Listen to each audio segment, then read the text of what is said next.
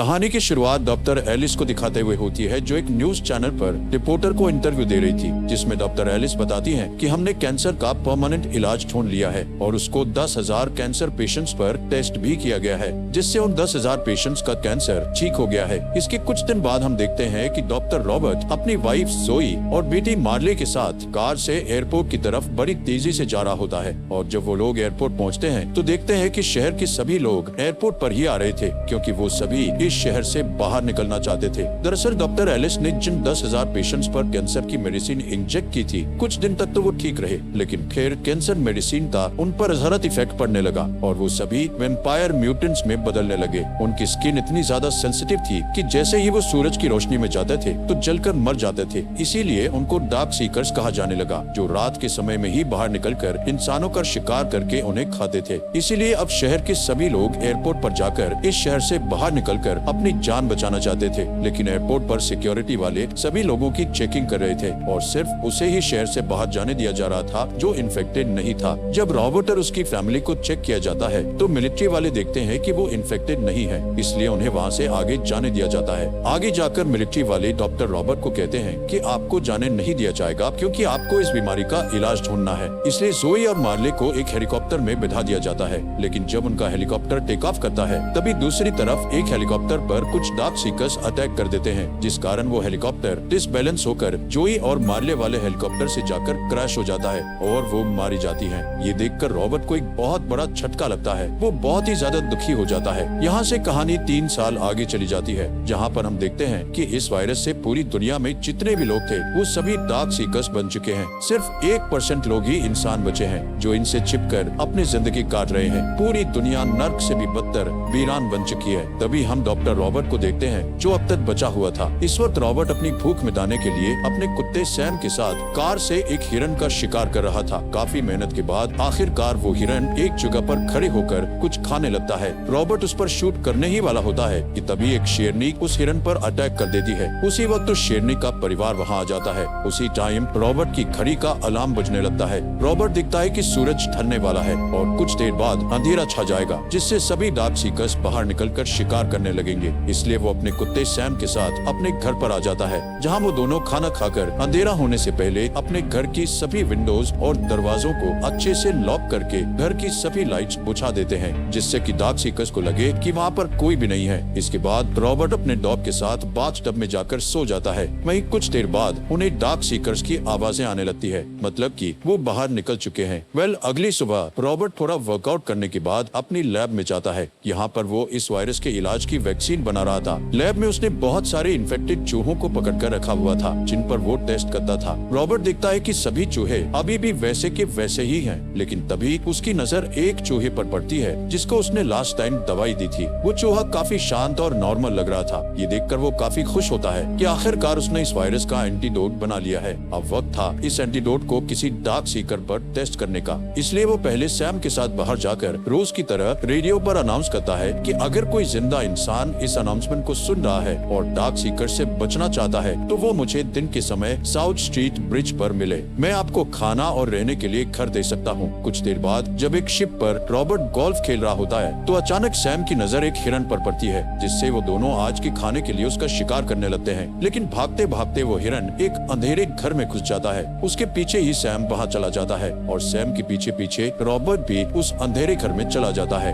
Robert के पास जो gun थी उस पर लाइट लगी हुई थी, जिससे वो सैम को एक टेबल के नीचे डरा हुआ सहमा सा बैठा देखता है। उसी वक्त रॉबर्ट को उसके पीछे खड़े एक डार्क सीकर की काफी डरावनी आवाज आती है, जो उस हिरन को ही खा रहा था। अब जैसे ही वो डार्क सीकर रॉबर्ट पर अटैक करने लगता है तभी रॉबर्ट उसे गोलियों से भून डालता है और सैम के साथ वहाँ से तेजी से भागने लगता है। लेकिन गोलियों की आवाज से बाकी के डार्क सीकर्स को पता चल गया था, इसलिए वो उनको पकड़ने के लिए उनका पीछा करते हैं। एक डार्क सीकर रॉबर्ट पर कूद भी जाता है, लेकिन तभी रॉबर्ट और सैम एक विंडो से नीचे की तरफ बाहर कूद जाते हैं। बाहर आने पर उन डार्क सीकर्स की बॉडी सूरज की रोशनी से जल जाती है और वो मर जाते हैं। यहाँ पर टूटी हुई विंडो को देखते हुए रॉबर्ट के दिमाग में एक आइडिया आता है, क्योंकि उसे अपने एक्सपेरिमेंट के लिए एक डार्क सीकर की जरूरत थी। इसलिए वो सबसे पहले सैम को कार में ही रुकने के लिए कहकर एक रस्सी का फंदा बनाकर उस अंधेरे कमरे में फेंकता है। कुछ देर बाद एक डार्क सीकर उस फंदे में फंस जाता है, जो काफी चिल्ला रहा होता है। इसलिए रॉबर्ट उस डार्क सीकर पर जोर से अटैक करके उसे बेहोश कर देता है। तभी अंधेरे वाले रूम से एक दूसरा डार्क सीकर खिड़की पर आकर रॉबर्ट पर गुस्से से चिल्लाने लगता है, मानो जैसे वो कह रहा हो कि इसे छोड़ दो। लेकिन रॉबर्ट वहाँ से उस डार्क सीकर को पकड़कर अपनी लैब में ले जाकर उसे वही लेटेस्ट टेस्ट वाली मेडिसिन को उसकी बॉडी में इंजेक्ट करता है। रॉबर्ट देखता है कि ये एक फीमेल डार्क सीकर है और इसकी बॉडी पर एक बटरफ्लाई का टैटू भी बना हुआ है।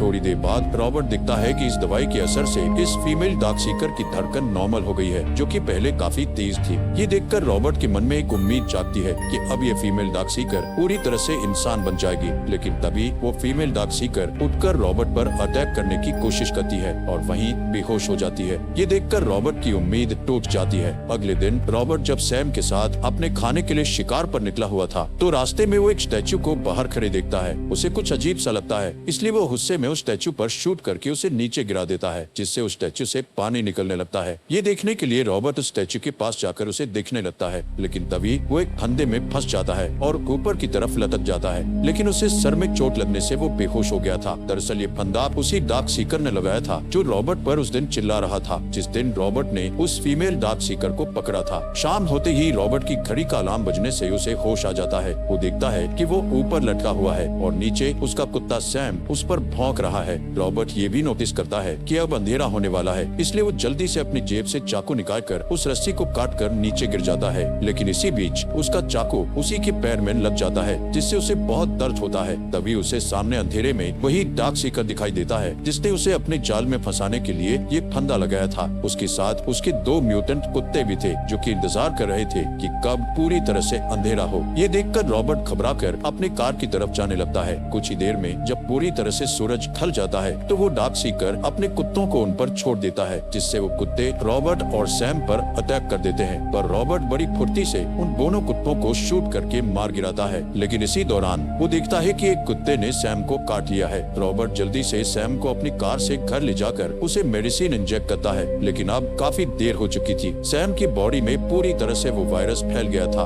और वो अब एक म्यूटेंट बन चुका था। सैम रॉबर्ट पर अटैक करने लगता है, लेकिन अब मजबूरन रॉबर्ट को अपने प्यारे कुत्ते को बहुत ही भरे दिल से उसका गला घोंट कर मारना पड़ता है। अब रॉबर्ट बहुत दुखी हो गया था क्योंकि इस शहर में रॉबर्ट के सिवाय उसका कोई भी साथी नहीं था। वो बिल्कुल ही अकेला हो गया था और सैम को उसने बचपन से पाला था। रॉबर्ट अब पूरी तरह से अकेला हो गया था। रात को रॉबर्ट अपनी कार उठाकर अपने प्यारे डॉग की मौत का बदला लेने के लिए निकल पड़ता है। जो भी डार्क सीकर उसकी कार के आगे आ रहा था वो उन सबको गुस्से में उड़ा रहा था, लेकिन तभी उसकी कार का एक्सीडेंट हो जाने से वो बुरी तरह से जख्मी हो जाता है और कार में फंस जाता है। तभी जिस डार्क सीकर ने उन पर कुत्ते छोड़े थे वो वहाँ पर आकर रॉबर्ट को मारने ही वाला होता है कि अचानक एक तेज रोशनी वहाँ पड़ती है, जिससे सभी डार्क सीकर वहाँ से भाग जाते हैं और रॉबर्ट बच जाता है। रॉबर्ट के पास एक लड़की आकर पूछती है कि आप कहाँ रहते हैं। रॉबर्ट बड़ी मुश्किल से अपने घर का एड्रेस बताता है। सुबह जब रॉबर्ट की आँख खुलती है तो उसे अपने घर के किचन में कुछ आवाज सुनाई देती है। वहाँ पर जाने पर वो एक लड़की और उसके बच्चे को देखता है जो उसे बताती है कि हमने रेडियो पर आपकी अनाउंसमेंट सुनी थी, इसलिए कल हम पूरा दिन आपका ब्रिज पर इंतजार करते रहे और आप आए ही नहीं। लेकिन रात को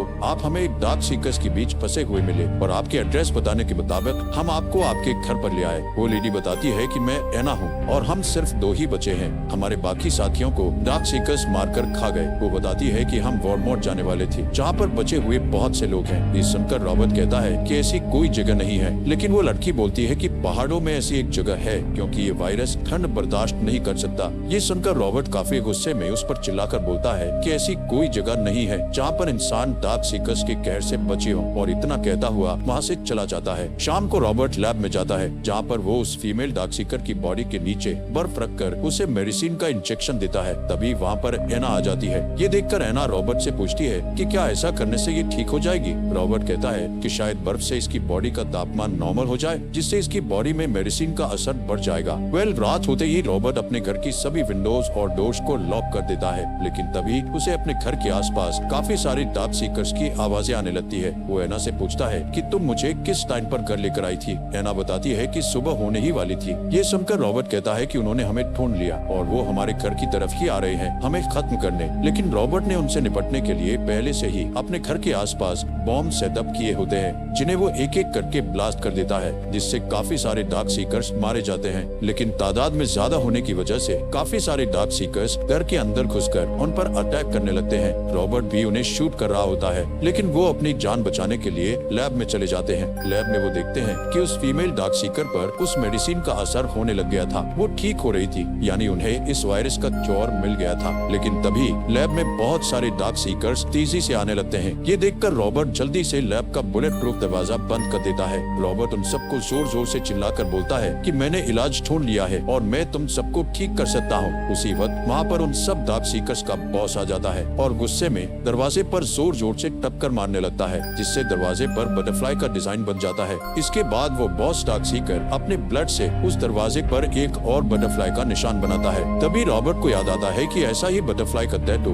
उस फीमेल डार्क सीकर की बॉडी पर है। रॉबर्ट समझ जाता है कि ये फीमेल डार्क सीकर दरअसल उन सभी डार्क सीकर्स के बॉस की पार्टनर है, जिसके लिए वो सभी यहाँ पर उसे लेने आए हैं। इसलिए अब रॉबर्ट उस फीमेल डार्क सीकर को लेकर बाहर बॉस डार्क सीकर के पास चला जाता है, जिससे बाकी के सभी डार्क सीकर्स उस पर अटैक करने की कोशिश करते हैं, लेकिन उनका बॉस चिल्लाकर उन्हें रोक देता है। इसके बाद रॉबर्ट एक सिरिंज निकालकर उस फीमेल डार्क सीकर का थोड़ा सा ब्लड निकाल लेता है। तभी उस फीमेल डार्क सीकर को होश आ जाता है और वो अपने पार्टनर को देखकर उसके गले लग जाती है। इसके बाद उनका बॉस अपनी पार्टनर को लेकर उन सभी डार्क सीकर्स को वहाँ से ले जाता है। अगली सुबह रॉबर्ट एना और उसके बेटे के साथ वॉरमोट की तरफ निकल पड़ता है। एना रेडियो में अनाउंस करती है कि अगर कोई अभी भी जिंदा बचा हुआ है तो हमें वॉरमोट मिले, क्योंकि हमने इस वायरस का इलाज ढूंढ लिया है। और इसी के साथ ये अमेजिंग मूवी यहीं पर खत्म